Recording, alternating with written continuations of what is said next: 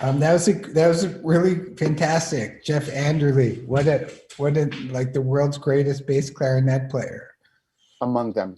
Yeah, among them, among the world's greatest bass clarinet players. Fantastic. And we have Michael Fiday. And Michael Fiday. Oh, Michael. there I am. Wow. So, by the way, I love. Oh my God, there's two of you there. That was really beautiful. Is that really? Thank you so That much. was a trick of virtual. Oh, I think your We screen is still on. Someone still has their other device on or Because there's a something. lag time between the. Oh, let me. like the Yeah. world. It might be you, Michael, yeah. I think you're listening to us and talking to who we used to be. Oh, that sounds about par for the course. Let me. So for all the listeners out there, there's this interesting phenomenon, as many of you know, with Zoom, where there's a little bit of a delay. So what you see what you see happened a little before you're seeing it. I know that's a little confusing, but at least you get to see it. You see all of it. But anyway, so that's why sometimes we hear the echo of what just went on. But Michael, what a beautiful piece. And Thank you so much. yeah, so great to hear it. Am I still echoing? No, not Oh, you sound anymore. perfect Okay, now. good. Yeah. You're in the clear now, yeah. Mhm. So I guess Jeff is going to join us too, but before he gets here, it's great to hear a little bit about what you were thinking, and the title gives some of that away, but yeah. Yeah. You can share that with us. Sure. Well, first of all, I mean, I had to just thank you so much for giving me this opportunity. And, I was thinking about this earlier today, how you guys could do something like reach out to a composer and say, hey, we'd love you to write us a piece. Who would you like to work with? But instead, you choose to do this kind of blind date thing of kind of matching us up with performers. And I can't thank you enough because, first of all, Jeff is awesome. So there's that.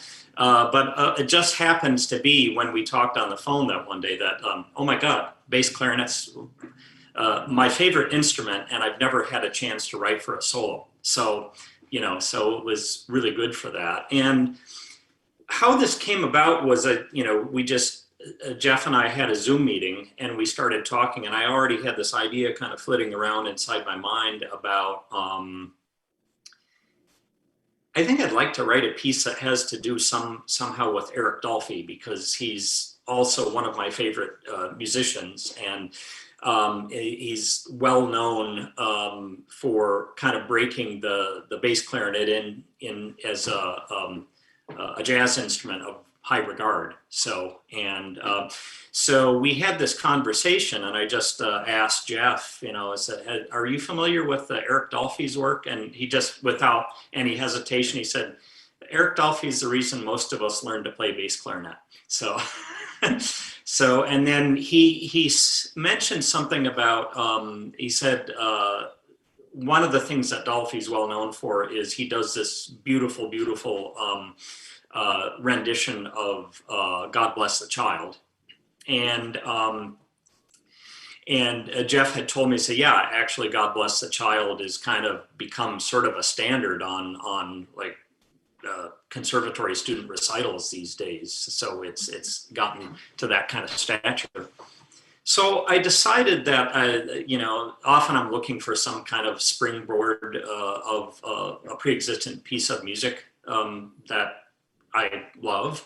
And so I started looking at that tune and kind of breaking it down in ways. And it is sort of quoted. I don't know if anybody would really be able to hear it, but the original tune, starts off, "Them that's got shall get, them that's not shall lose. So the Bible said, and it still is news." And it goes something like this,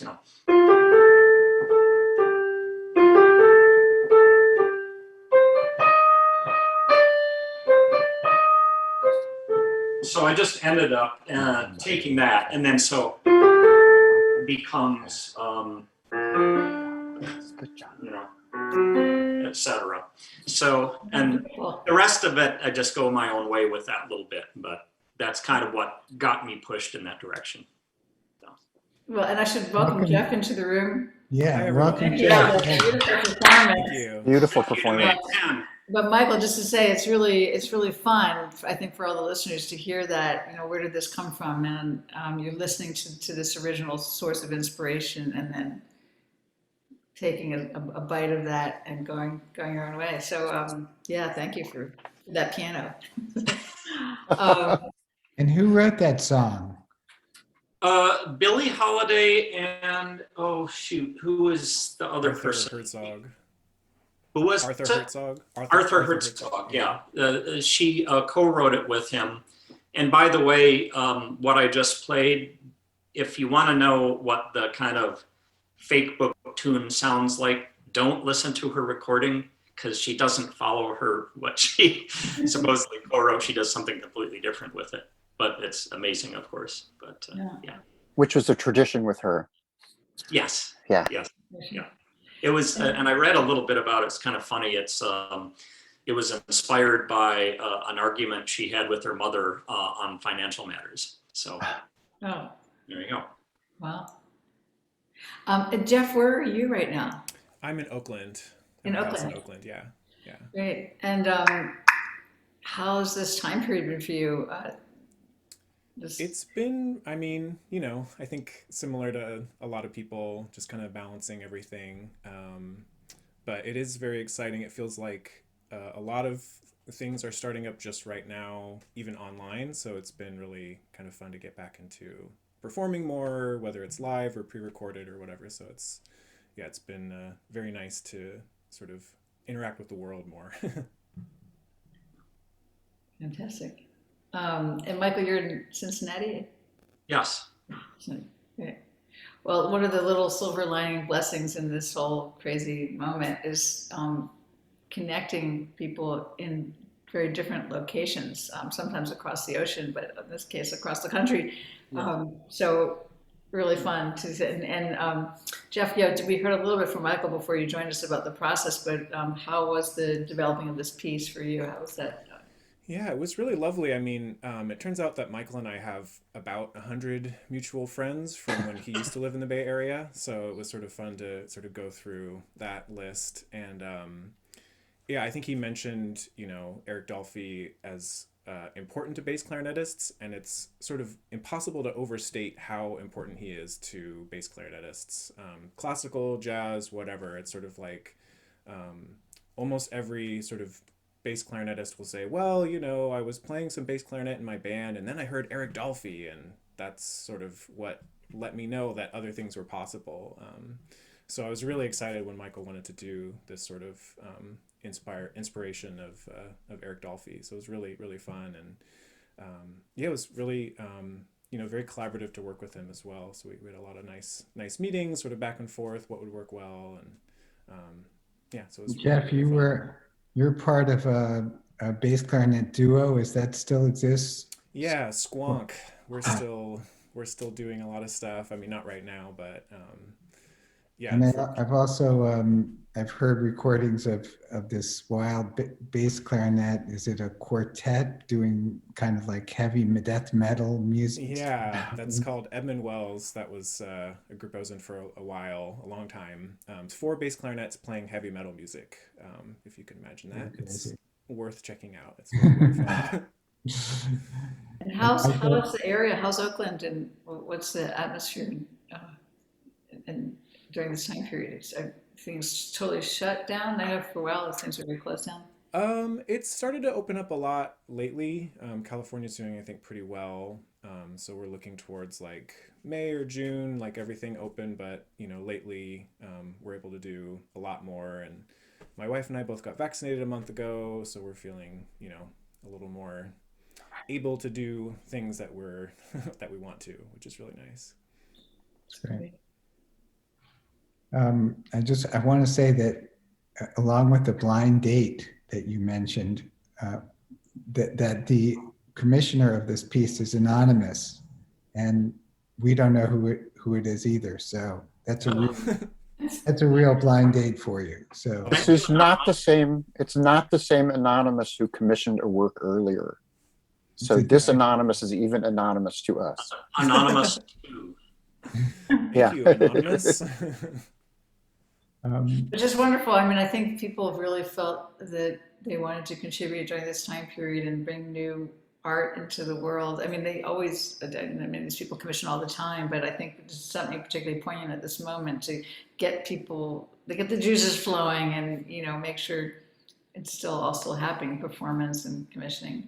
So we're very grateful to everyone. Yeah, well, we're grateful to you. I mean, to think during a pandemic that I would have an opportunity like this to kind of discover a new performer and write a piece and have such a quick turnaround. And also, I should say, I watched a good bit of one of your marathon concerts last fall, I think, when you started doing them, and just kind of thinking what a great thing this is and what a salve, in this kind of very difficult time to see fertile things going on. So thanks to the 3 of you for doing this. Thanks for noticing that. But the sad thing about it is we're coming up on a year of doing these. yeah, I know. So Yeah. so it's actually We're sick of this. yeah, we're not sick of it. We're not sick of it. That's so magic, I think. I have an idea for you, though, because I always like how after the piece is finished and it's just the 3 of you and you start clapping, have the 3 of you considered doing like a performance of clapping music? The tricky thing is we'd have to be in the same, well, Michael and I could do it, I guess, because we're in the same location, but Zoom cuts out. It would be like clapping music with like hiccups, because Zoom, for all you people watching, why we're focusing on solo performances, because on Zoom, people in different locations can't actually play together, which is why we talk at the same time, like one of us cuts each other out even. But there are people that do live in the same location who could pull that off. So Could probably pull it, yeah. And then the lag that's between the different parts. I know I teach a class here at CCM called Composers Practicum. If my students are watching, hi students, they'll get a kick out of this story. But I mean, I had, for the final project, usually the way I teach this class is, the whole time it's writing for solos or duos, but at the final project at the end is you write for the whole class. And so I started thinking, it's too bad we can't do that. And then I thought, well, why not? Let's try have them write pieces for non-coordinating Zoom ensemble. And we tried it, and it was an utter disaster for the exact reasons that you're talking about. So, but then we managed to get a room and actually meet, and social distance and mask, of course, but did it that way. But yeah. Well, Zoom or whatever, Michael Fiday, great to see you. And It's great to see you. Jeff, looking forward to seeing you again sometime, Yeah. and I'm sure sooner rather than later. I hope. Bye Thank to, you. bye to Michael and Jeff.